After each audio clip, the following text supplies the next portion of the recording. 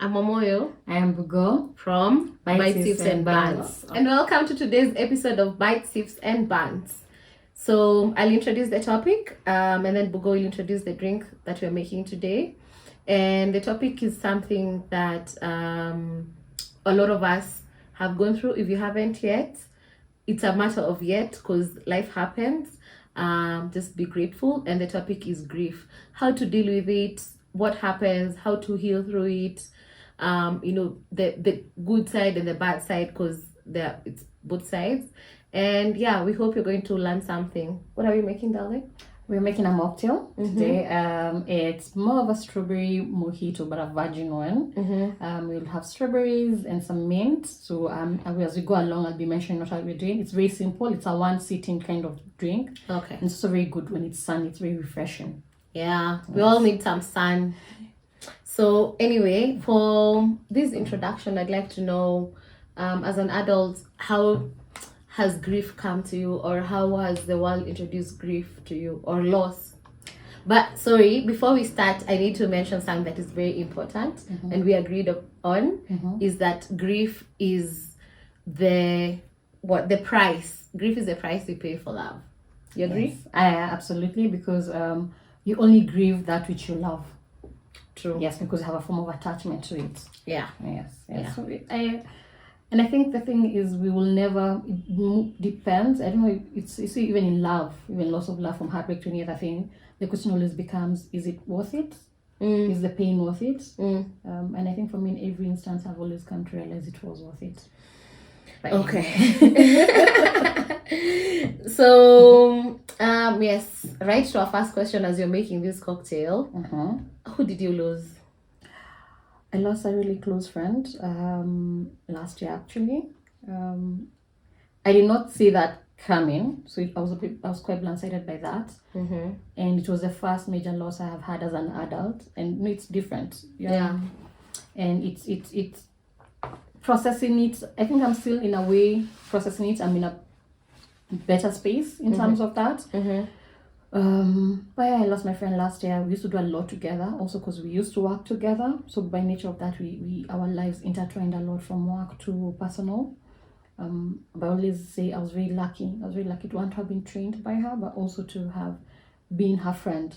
Okay. That's how she used to call me her small sister. And honestly, it so felt like cute. it. Yes, it did. But Give me three words to describe her. Let me see.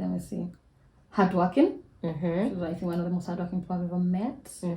I don't know, cheeky. Not many people know that side of her, but she was cheeky. Cheeky, like doing... Yeah, she'll do, as in some cheeky things, like she'll say some things like we laugh, like, you always surprise me. How do you say something like that? And the other part was loving. If you got to see... Actually, let me not even say loving, let me say generous. She was very, very generous. And that cuts across not just me, having been her friend, but also across board. Yes, and the thing is, how I experienced her is very different from how other people experienced her. And I don't take that away from them, but I celebrate that I got to experience that side of her. Yes, I'm very grateful for that. So for me, I lost a cousin. I call him a cousin, with the real sense of it is not a cousin, but he was a young, vibrant man who left us way too soon, sooner than you'd anticipate. I mean, you don't anticipate death for him. That caught us by surprise, and I can't say we were really close, but the moments that we would talk, there was always that connection with that closeness. So he's someone I thought our kids maybe would play together. He'd be the person we'd always go for Christmas, because we'd go for Christmas at the placing of fire. We were very close as a people. And how it happened is he got into an accident and he just died on the spot. Yeah, so... the reality of grief being the price you pay for love hit me during that period. So I'll go straight to the next question is Maybe before you do that, I can just mention what I am doing. I've put in just some strawberries, which we had sliced let up. me help you by putting here as well. Yeah, just some strawberries that we've sliced up. Then some mint. I'm putting some of the mint as well. Then what we'll do is we'll muddle. So ideally you should have a cocktail muddler, but because we don't have it, this also works very well. I'm sure everyone has this in their kitchen. Yeah. So muddling is just pretty much of importance is mashing them. Yes. And like making these leaves release the juices. Yeah, and also for the strawberries to become a bit kind of blended, just do the same on your end. So yeah, so that is pretty much it. You do it as chunky as you like it, so you don't muddle so much, or if you like it way more pureed, you muddle. Can you blend? I have never actually tried it, to be honest, but that's a good question. But I think from a frozen point of view, you can, because what you like using frozen strawberries. I think that's something to try. Is that enough? Yeah, that's actually it's really good. Maybe I like it juicy. A bit more. Yes, but anyway, you can continue. Yeah. So, how did grief manifest for you during this time where you were dealing with the fact that you've lost this person? I think for me it's been a continuous process in terms of the first time I was that's the time I used to live in Anyuki. So when I was told about it, it was posted in a forum that I wasn't looking at my WhatsApp that whole weekend. So on Monday morning I woke up, that's actually how I learned about it. Then my friend from our WhatsApp group. Yeah. Then my friend also called me. Then actually, I think I'd also put my phone on airplane mode because it was one of those slow moments. So my friend called me, and I think I was in shock. To be honest, I didn't process that pain while I was away. First, I was away from everyone else who knew her. I was still finding my footing within Anyuki, so I can't say I had people I could run to. So for me, it was. I don't know if it was denial, it was shock. I didn't process it. Like I will hear it, people will talk about it, but I was not processing it. So for me, that is how it was. I remember the first time it hit me was when we went for it's called the Requiem Mass, like the mass before, the one that is done in Nairobi. The day before the burial. Yeah, that one was a few days because we were traveling quite far. And I think now, as I'm hearing them, everyone talk about from her family to what, after that, and especially in past tense. Yes, and it was, I think for me that's when it hit. I have never actually cried like that. Right? Oh my God. It was, I couldn't help myself. I was like, I need this. I don't know what this feeling is, but the only way I can get it out right now, I can manifest it, is crying. And in that point, there was no right way of crying.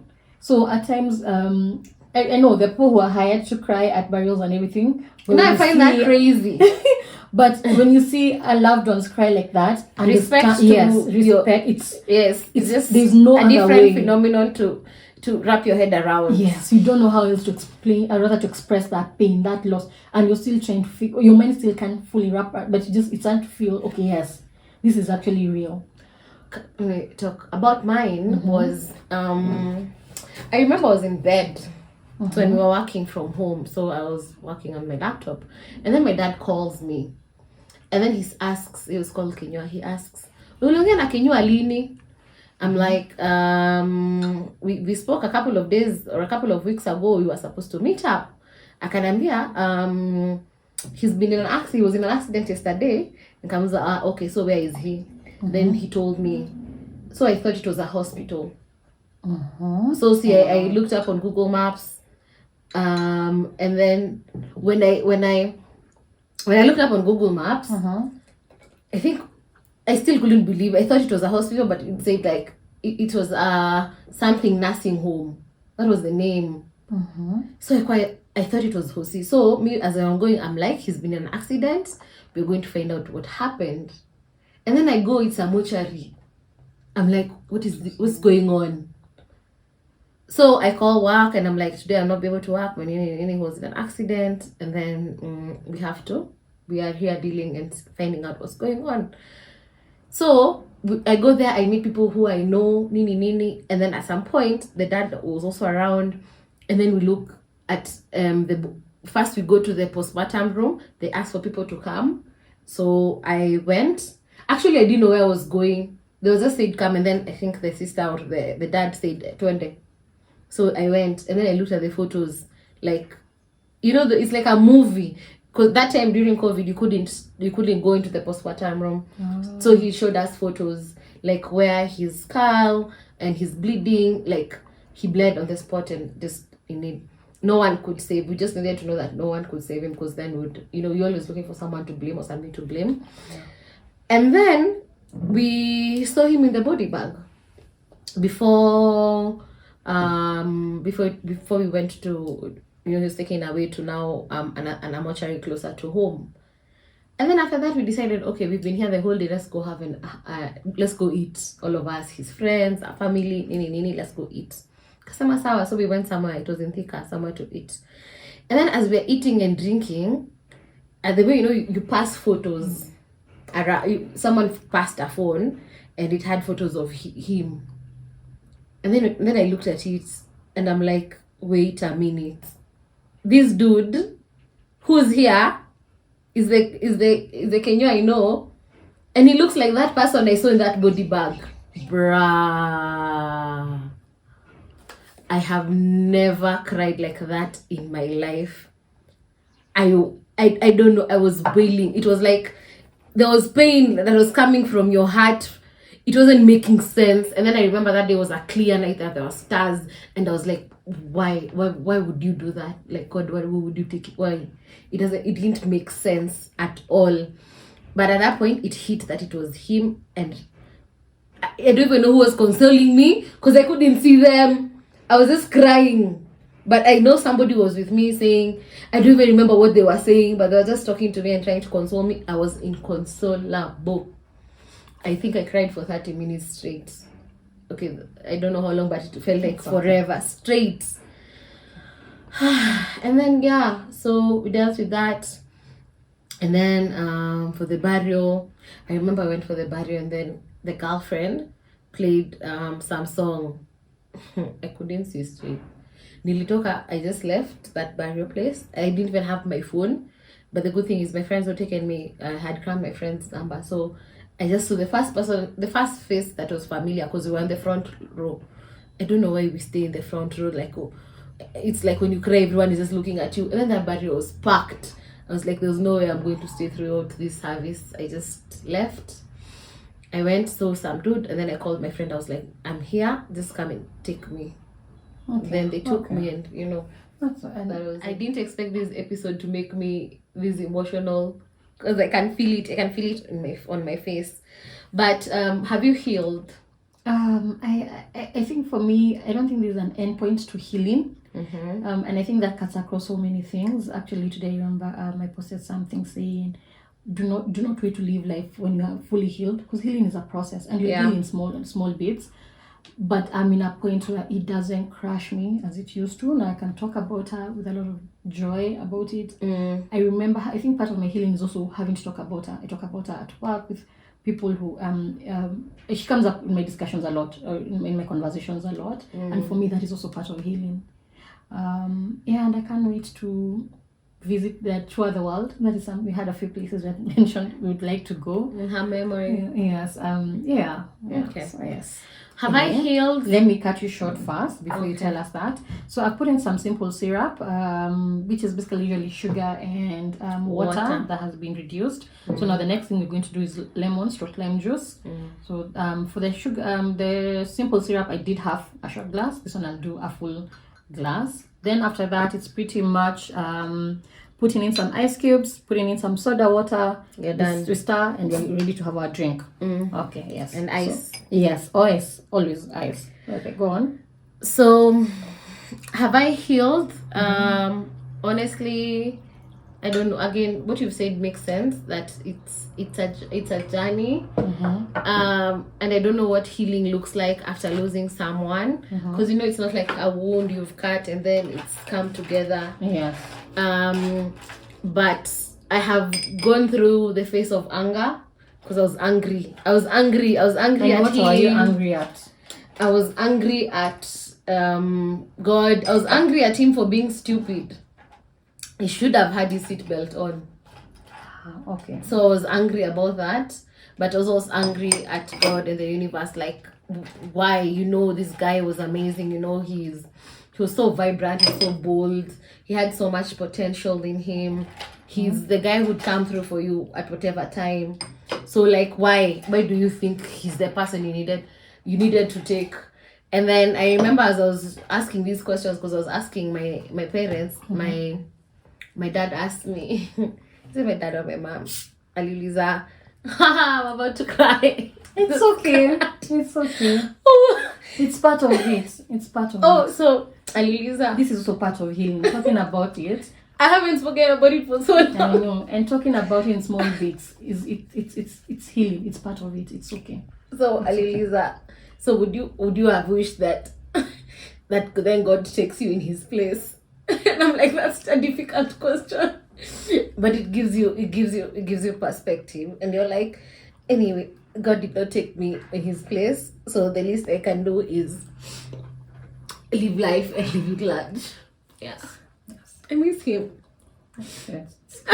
It's okay. Stop it. Yeah, that mess. That is what grief is. Grief is, and it comes in phases. It comes in waves. Yes, and also because you don't talk about him often. I don't. That is why this is also it has to come with some tears, and it's okay. It's okay to cry. By the way, it's releasing that, because there's no other way you're able to express that emotion, and it's okay. Okay. It's okay.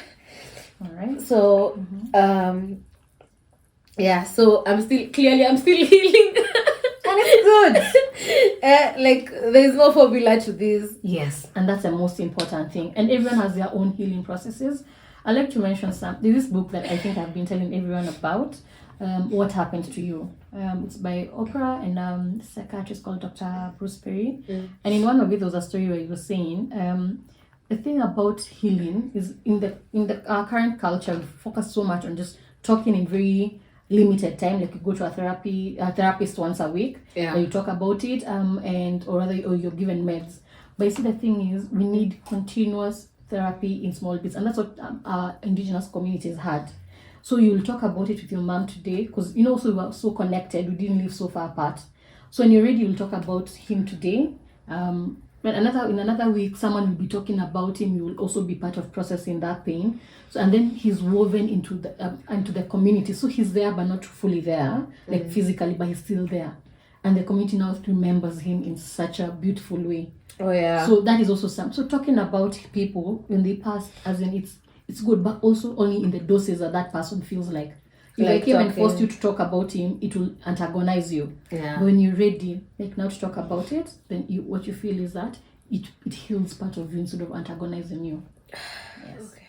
So, how to describe Kenya was bold, very entrepreneurial, and he was a go-getter.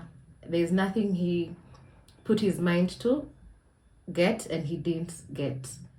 And yes, I miss him, and I hope wherever he is, his soul is peaceful. But also, because I believe in reincarnation, I hope the life that he came back in is a beautiful, wealthy, healthy, and blessed one. My message to Rahema is, I am living life.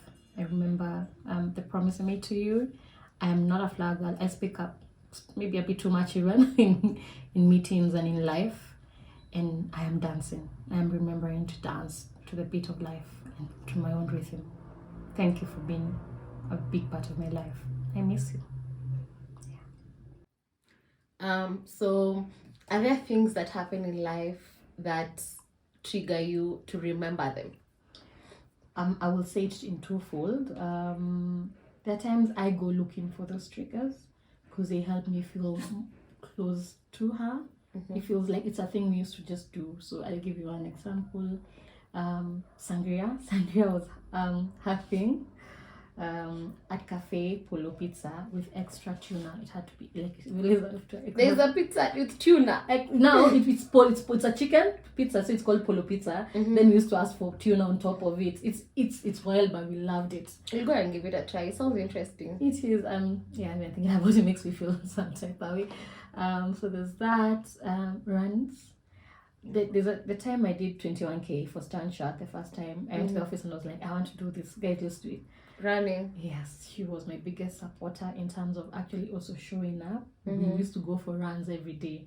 Most of the times I'll be like, oh my god, the work is so much. She will tell me, do you know CEOs also have a lot of work? But do you ever see them missing their golf sessions? No. They don't. So go running. That, and just before she passed, I remember her telling me, Nelly, you have to promise me one thing. You'll learn how to find balance in life. Because I can't be a workaholic. I can work a lot. And I remember telling her, but what do you mean? And you know how our job is. She told me, I don't care. She was sick for a while. It's just that I didn't know it was that bad to the point of losing her at that point. And she told me, you have to find, there's a lot more to life. I want you to live it. Promise me that. And to be honest, I have been trying, I've been praying for that, how to learn how to do that. I feel like I am this year. God, it has been a form of answered prayers because it's a way I feel I have more balance in my life. But yeah, so I guess I will say runs, especially also in Karora. We used to go on Sundays together. So cute. And coffee. Oh yes, definitely coffee. She's a coffee girl. Yes. And okay. And I think the last thing is my favorite perfume. It was the first designer perfume I ever bought for myself. So I remember I was so excited, and she's a person I told. Oh. And still the perfume, if I want to feel I'm confident, I wear that. If I feel like I'm missing her, I wear it, and I wear a dress. How do you feel when you wear that scent? Yes. More often than not now, and also I think that's something else we will mention is that guilt of now, because there's a form of moving on from, like, now it gives me confidence. By the times I just remember that. But the other things that bring up her memory for me more than that perfume, the things that we actually used to do together. I was very lucky because because we used to work together, we spent a lot of time together. Yes. Yeah. Okay. Yeah. For you? How I remember them is every time I see one of those garbage trucks. Explain. So if you know the Nairobi city government and the people who are there, and especially in that business of garbage collection, it's very, very political. Like you can't easily get into that business. He had formed the networks to get into that business and had gotten a truck for the garbage, or he'd gotten in a place where he's able to form pads and get in that business. So when I see that, reminds me of the potential that is no longer there for, and that he figured that out as a young guy. So I feel like that went away. And then I remember him also when I go for events. Me and him unplanned would just bump into each other. If you remember the circle and mingle kitambo, we'd bump into each other and be like, you're here. Yes, even me, I'm here. Aya, sawa, tutaongea. Or we continue drinking together, and then we just go our separate ways, and then we'll be like, did I see you last weekend? And be like, yes, we were together, one of those things. So those are two things that really remind me of him. Okay. Yeah. That's good. Of course, and family now, is the part of family that you can't, when you see the dad, you see the mom, the sisters, you always have a memory of them, but it's with in good ways, in amazing ways. So guys, we're pretty much done with our drink. Just look at how cute the color gradient is. It looks really nice, right? It's so cute. So anyway, now what we're going to do is we're actually going to stir so that everything comes together. Stir. Ideally, you should have some straws, as it will be easier to drink. Today we forgot to get some, but please get some. Just stir, and then we're done. Garnish with your lemon wedges. Let me ask, if someone doesn't want to do a sober drink, what do you add? For this, add rum. Okay, especially white rum. Okay. Yes. So that's it, guys. So we try. Yes. Let's see. Yum. What do you think? It's refreshing and it's not too sweet. Like it's not even sweet at all. It's just but the lemon juice has been tapered by the simple syrup. I did for whatever part, do half a part of simple syrup, then do a full part of lemon. Nice. Yes. Yeah. Cheers. Yes. Anyway, another question is, have you dealt with guilt as you're dealing with grief? Yes, and for me, I think it's the guilt of not knowing. Is it? We had a friendship at work, and then it developed from work. So our life was around that. So now that she's gone, how do I show up? Like, should I show up for her family? Should I not? Train, and she was really brave. She was very good at separating her, her lives. There was, of course, there was that interlinking, but I don't know. I think for me the guilt is not knowing what to do. Yeah. So her anniversary is actually her first year anniversary is coming soon. The first one. I'm still battling to know what should I do, what should I not do. Should I do something small for just our friends, like people who knew each other, and just do like Karura, because that's something, because I want it to be so her, and I want to celebrate her life, because she had a beautiful, rich life, in my opinion, and she really brought a lot, like she's impacted me deeply. Very happy. Yeah. And you'd mentioned something on guilt as we were speaking earlier. The guilt of, is it moving on? There's a moving on that comes with processing grief. It's the guilt of not now, the things that will make me break down, or not thinking of her as often as I used to. That is a guilt also of, as in, I still love her, I really do. I cherish her memory, but I don't think of her as much as I used to. So at times I feel guilty for that. And logically I know it's not right, because it's not something anyone who loves someone and the person will want the other person to be, my loss to cripple someone. I guess it's just one of those things that I have to go and learn, teaching myself not to. Yeah. What about you? My guilt has come from the first year. By the way, I can't even lie. I think I thought about him every single day. He was there in my thoughts, because it's been 2020 to 2021. This is the third year. Towards the end of the year in November, and the first year I thought about him every single day, and then the second year it becomes less often. Sometimes you feel like guilt. I'm like, did I forget about him? And then also is we're not close to say with the sisters or the brother, but the guilt comes in terms of have I forsaken, or am I not there for them in a way that he would want me to be? So there's dealing with that, but also understanding that even then they have their own process, and giving them grace to do that.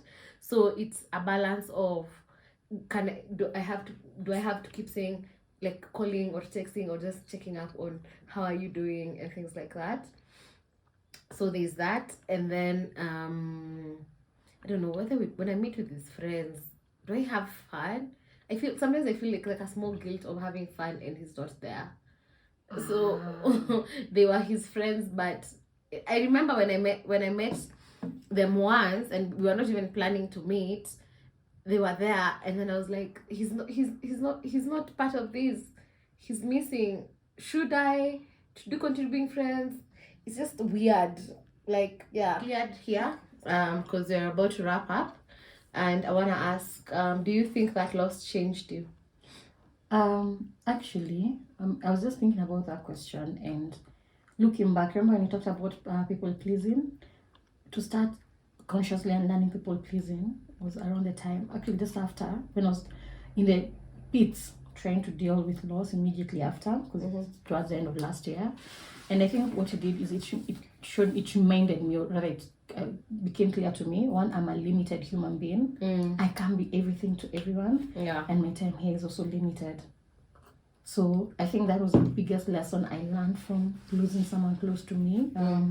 So now I can't be everything to everyone, but the people that I am for, I need them to know. I need them to know that I really love them. I need to show up for them. Yeah. And it's not just about social currency, it's about me pouring out, because I think I realized my life purpose is to love the people I have, and to make their life as easy as I can, better in way I can. So I guess it was that, but also it helped me understand that like death is imminent, like we will have to Yeah. die, and because of that, to try and live a fuller life, do the things I need to do, I want to do them. At the end of the day, it's my life, I need to live it fully. I think that for me was it, and I'm still trying to figure out how those lessons fit into my day-to-day life now. Okay. Yeah, you? Yes, I think it definitely changed me. I remember at the point when he died, we were planning to meet up. We were always planning on and off, like for maybe 2 or 3 months. We're like, tupatane, we do this, and they never happened. We'd have phone calls. So at that point, I felt so bad that he died, and we hadn't met for a couple of months. And because life happens, it was COVID and things like that. But also what it taught me is the moment that I think I hold someone dear, and we haven't seen each other for a while, and we keep saying we want to meet up. For me, it's to put a date to it. So if we're meeting up, we'll be like, yes, we need to meet up. So I will actually go to the calendar and say, can we meet up this day? Are you available this day? And we lock down that date and make it a priority. That's number one. Number two, it has made me not have time for nonsense and for nonsense people. Like, if you're wasting my time, you're not giving me joy, you're not contributing to the development of me or my family, or you're not helping me out in any way, and you're taking away, especially, I don't have time for you, I don't have energy for you. Even a phone call, I am preserving my energy for, I think what you said, the people that I am close with, and they get the best. Because I feel like when you have nonsense things around you, they take away that energy. So that means when I'm coming to do like with you or with my parents or even my very other close friends, I don't have that level of energy to give. And I can't afford that. I think the people who and they also reciprocate deserve the best of me, and I try to preserve the best of me for them. And that's beautiful, because also you have a fuller life. Yes. Your life has so much meaning and so much love. Exactly. Because you have the people you need to, and you replenish each other. Exactly. That's beautiful. The last thing is he did live his life fully in terms of exploiting the potential and business and things like that. So I am taking it up to myself to not let a go day by where I feel like I have let myself down, or I'm making sure that as the things I'm doing and living life, they are geared towards exploiting this potential that I have, and making sure that by the time I am dying, Atakama, I have not have met everything, I have done my very best. And also he was my lawyer, so right now I am FUCKED. Every time, because whenever I get in trouble, he just call me. I remember there's a day we spent the whole day at DCI. Oh my God. I know, it's my lawyer who used to get me out of trouble. So nowadays I can't move anyhow. I won't even ask what you are doing at DCI. I won't. I did something for a client, they refused to pay me. So I changed the passwords for their platforms, and I said, I held them at ransom. You pay me, you get your knees back, or you don't, and then no one is benefiting. So you have to move crazy in this Nairobi. Let me tell you, when people move mad, you move madder. And that is how we spent the whole day. It wasn't anything serious. Oh, but that sounds a lot like you. So that's beautiful. And I'm happy we got to talk about him. I have not. You always talk about him in small bits. So today was lovely hearing you talk about him for longer. So now I have an understanding of him, a better understanding. Even me. I understood your friend a bit more. Anyway, so as we wrap up, I'll like us to toast. Yes, please. My glass is almost halfway. Two beautiful souls that we had the privilege of knowing. And loving. Yes, and for the memories that live on within us of them. I never told him I love him. I wish I did. Now I tell people that I love them. Some friends find it weird. Like I close it with I like we text, they'll be like, I love you. And then they'll an awkward moment. I'm like, that's awkward for you. That's your problem. Yeah, and it's okay. You don't have to deal with it. You need to know, and I think that's really important. Like for people to know that you love them from the actions and from the words. Yes, it's very, very important. Like because anyway, death is it's something that is imminent, like will come. People will never doubt whether you're here or they're not here. Cheers. Bye. So love your people and live your full potential. Yes, and tell them you love them Every chance you get. bye till the next episode.